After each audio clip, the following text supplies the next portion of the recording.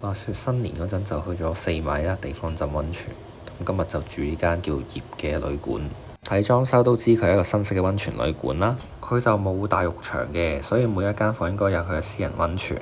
行出去騎樓就係一望無際嘅樹景，跟住再睇下廁所入邊有一塊魔鏡，再擰過啲就係我嘅私人温泉啦，好正。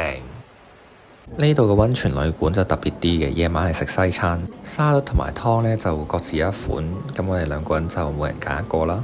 情人節快樂，乾杯！第一碟上嚟就係一個三文魚，俾你開下胃先。沙律就有2款啦，咁呢款就平平無奇。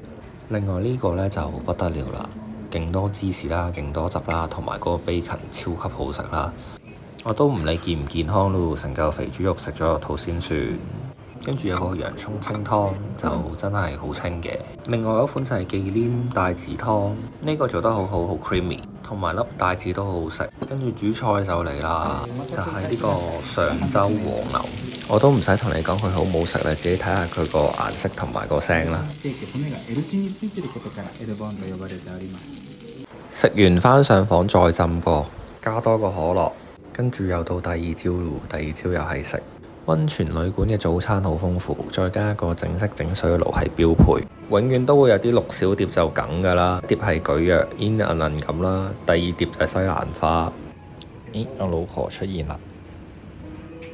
跟住第3碟就係啲絹豆腐啊，第4碟就係蓮藕啊咁咯。第5碟就係啲 yam。通常最期待就係佢嗰嚿燒魚，通常啲燒魚朝頭早呢都整得幾好食嘅。食飽之後就 check out 啦。呢間整體我都好滿意。